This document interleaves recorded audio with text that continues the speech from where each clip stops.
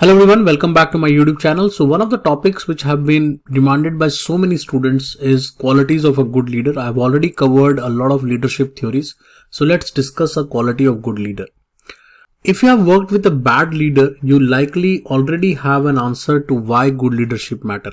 अब एक बहुत फेमस सेइंग है कि अगर आपने कभी भी किसी ऐसे लीडर के साथ काम किया है जो आपकी नजर में एक अच्छा लीडर नहीं था, तो आप समझ पाओगे कि अच्छी लीडरशिप की वैल्यू क्या होती है, right? So good leadership can make the difference between enjoying your job and tolerating your job. So basically job दो तरह से की जाती है, या तो आप जॉब को एंजॉय करते हो, either you enjoy or you tolerate, या आप बस सर्वाइव कर रहे हो. Why you are surviving? Because जो आपका लीडर है they are not supportive enough, और वो आपको सपोर्ट नहीं करते, आपको इंकरेज नहीं करते. ऑन द अदर साइड जहां पे अच्छी लीडरशिप होती है वहां पर आप ग्रो करने लग जाते हो. Additionally, bad leaders also cost their organization by increasing the potential of the employees to become burnout. अब जो bad leaders होते हैं उनका एक और सबसे बड़ा प्रॉब्लम क्या है कि वो ऑर्गेनाइजेशन का बर्नआउट रेशियो बहुत बढ़ा देते हैं, क्योंकि उनकी वजह से काफी लोग ऑर्गेनाइजेशन छोड़कर चले जाते हैं. On the other hand, good leaders bring many benefits to their team and the entire organization, like increasing profit, customer satisfaction, employee retention. और ये काफी सारे जगहों से इस चीज को प्रमाणित भी किया गया है. One of the areas was centre of creative leadership. तो कहने का मतलब ये है कि एक अच्छा लीडर अगर एक ऑर्गेनाइजेशन में है तो उसकी वजह से काफी टीम मेंबर्स का मोरल बढ़ता है, मोटिवेशन मिलती है, अल्टीमेटली वो अच्छा काम करते हैं, रिटेंशन रहती है उनकी, और उससे ओवरऑल ऑर्गेनाइजेशन को भी फायदा होता है in terms of profit and in terms of customer satisfaction as well. तो मूविंग ऑन, सबसे पहला जो क्वालिटी होती है that is called possess self-awareness.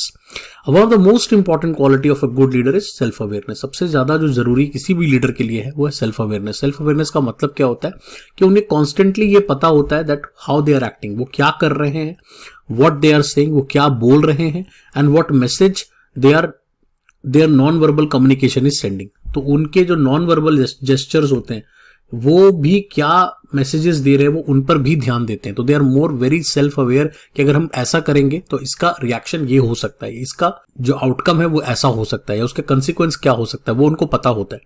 Although they may not have realised it, team member constantly observe leaders and model their action and reaction by they how they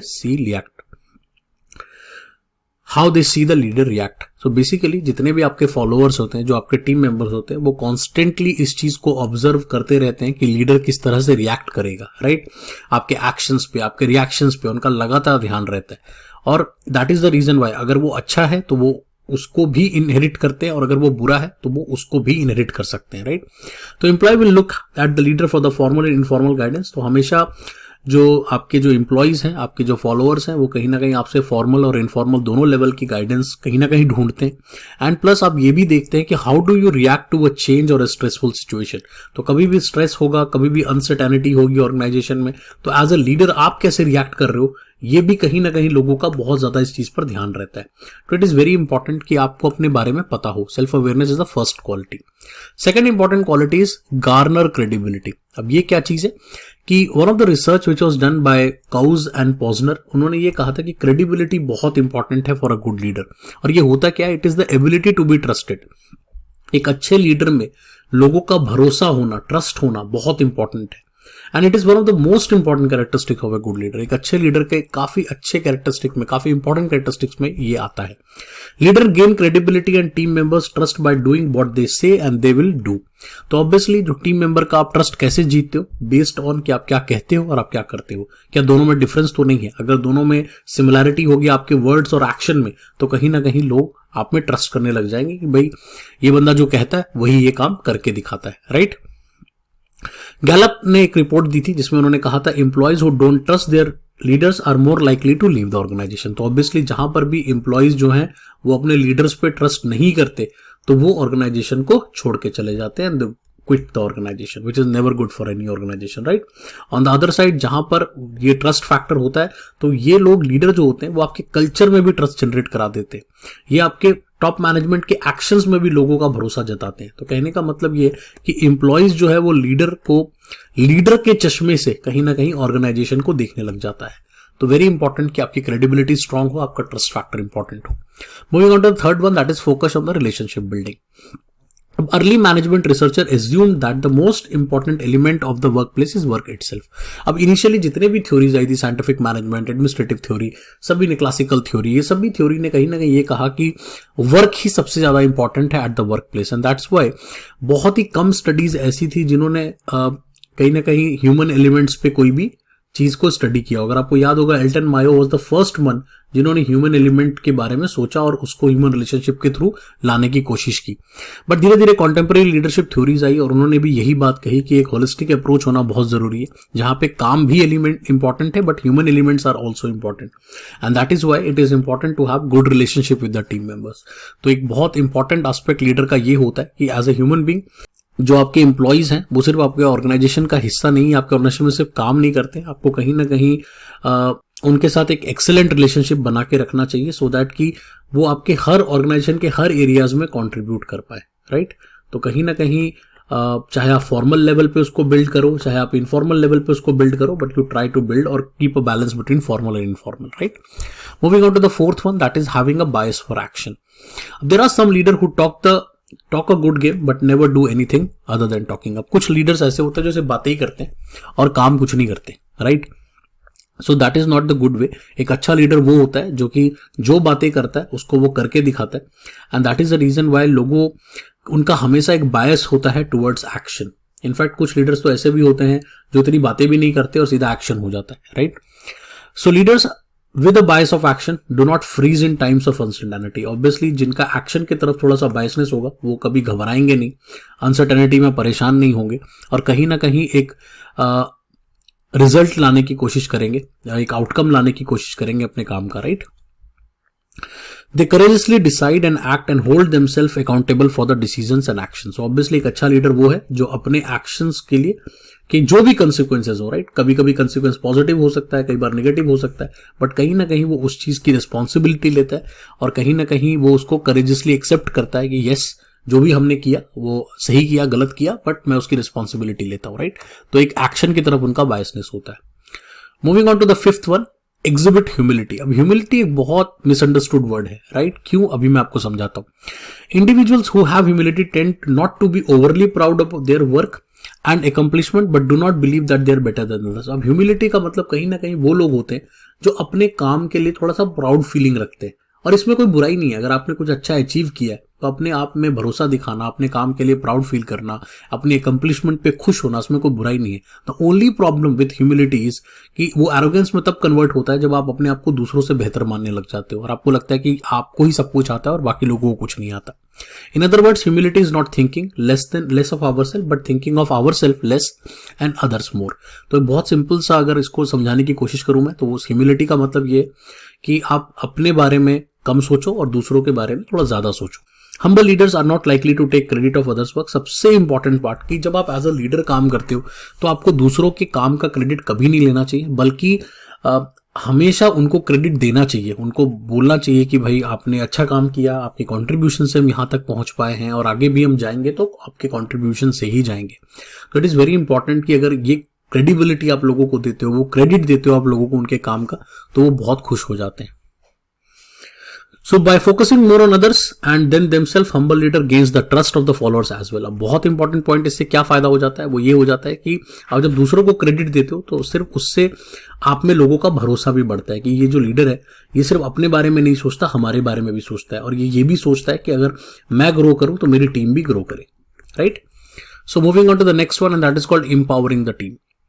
When a leader empowers a team member, they give them a set of guidelines of work and then they leave them alone to do the work। एक अच्छा leader कहीं ना कहीं अपने team पे भरोसा दिखाता है और उनको काम बता देता है और उसके बाद उनको फ्रीडम देता है कि वो अपने हिसाब से चीजों को कर पाए। और इसका एक सिंपल एग्जांपल ले सकते हैं। कई बार क्या होता है, कस्टमर किसी भी डिपार्टमेंटल स्टोर में जाता है और उसने जो भी खरीदा होता है वो उसको रिटर्न करने आ गया। Let's say he is not satisfied with the product and that's why he is returning the product. अब उस सिचुएशन में आप दो सिचुएशन क्रिएट हो सकती है। या तो कस्टमर का जो एजेंट होगा वहां पे, जो भी बिलिंग काउंटर पे खड़ा है, वो कहेगा भाई मैं अपने मैनेजर से पूछ कर आता हूं और फिर मैं देखूंगा कि आपको रिफंड मिलेगा या नहीं मिलेगा, राइट। और कई सिचुएशन में क्या होगा, वो आपको डायरेक्टली रिफंड कर देगा। तो जहां पर आपको डायरेक्टली रिफंड मिल जाता है, दैट मींस कि मैनेजर ने लोगों को एम्पावर किया है कि वो अपने विजडम से उस समय डिसीजन ले पाए। और ये काफी इंपॉर्टेंट है क्योंकि अगर आप इतना सेंट्रलाइज कर दोगे प्रोसेस को तो उससे क्या होगा, पावर सेंट्रलाइज हो जाएगी और कहीं ना कहीं लोगों में बिल्कुल भी इंपावरमेंट नहीं होगी। तो लीडर हमेशा लोगों को एम्पावर करने में बिलीव करता है। और उससे उनका वर्कलोड भी कम होता है, right. Moving on to the next one, that is stay authentic. Authentic leadership पर भी मैं एक लेक्चर अलग से लेकर आऊंगा, वो भी काफी बार कमेंट सेक्शन में आ चुका है, बट अभी के लिए मैं आपको बता देता हूं ऑथेंटिसिटी क्या होती है। It is the way of representing who we truly are rather than trying to act in someone else. तो बेसिकली क्या होता है, कुछ लोग अपना एक्चुअल सेल्फ नहीं दिखाते, आपका रियल सेल्फ नहीं दिखाते, वो प्रिटेंड करते रहते हैं, जो वो है नहीं वो वैसे बनने की कोशिश करते हैं, राइट। अब इससे होता क्या है कि जो लीडर हु एक्ट ऑथेंटिकली, जो लीडर ऑथेंटिक दिखेगा, वहां पर क्या होगा, लोगों और टीम मेंबर जितने भी उनके हैं वो हमेशा उस लीडर को में देखेंगे कि वो एक सर्टेन वे में एक्ट करता है या नहीं करता है। ऑथेंटिसिटी जो है वो टाइम टू टाइम टेस्ट होती है, राइट। तो जैसे फॉर एग्जांपल कि कोई भी लीडर है, अगर वो पेशेंस उसकी एक क्वालिटी है, तो हमेशा उसकी टीम देखेगी कि वो एक स्ट्रेसफुल सिचुएशन में भी पेशेंस रख पाता है या नहीं रख पाता, और तभी वही चीज की ऑथेंटिसिटी प्रूव करते हैं। तो ऐसा ना हो कि आप एक समय तो अपने आप को बड़ा पेशेंट दिखा रहे हो, right, on the other side अगले टाइम ही आप शाउट करना शुरू कर दो।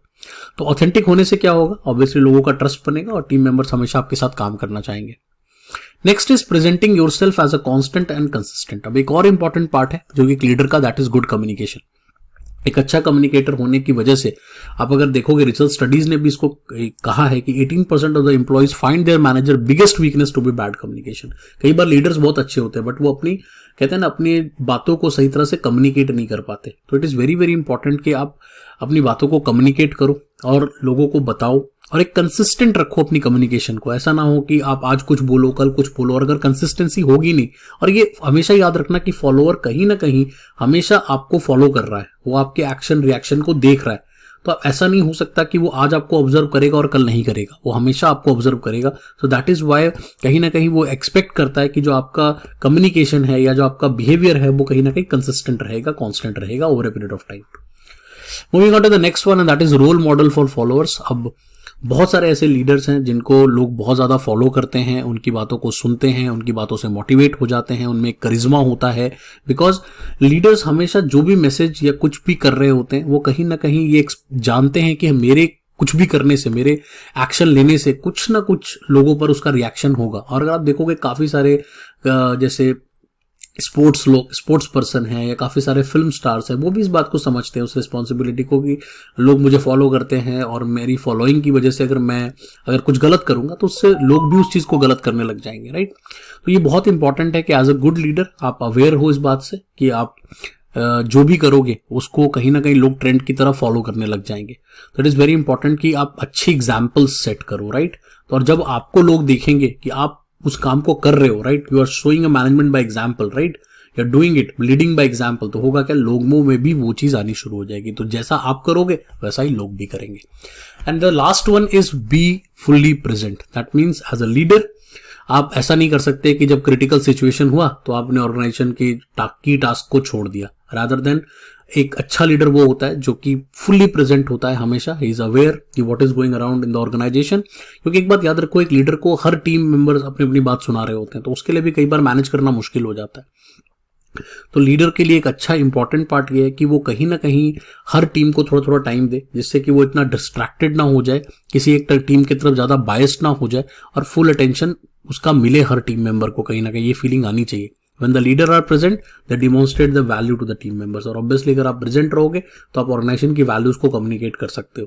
And this is nothing more valuable than the leaders can give team members than their time. और दुनिया में हर चीज लाइक जैसे पैसे हैं या कुछ भी ऐसे रिकॉग्निशन है, वो आप कहीं से और से भी कमाया जा सकते हैं, बट अगर लीडर अपना टाइम आपको दे रहा है, उस टाइम से आपको जो लर्निंग मिलती है वो कहीं और कमाई नहीं जा सकती।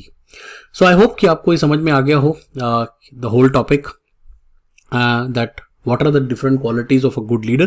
काफी कॉमन क्वेश्चन है, काफी बार पूछा जाता है। And if you really like my channel, do subscribe, like and share, और हम अगले लेक्चर में बहुत जल्दी मिलेंगे।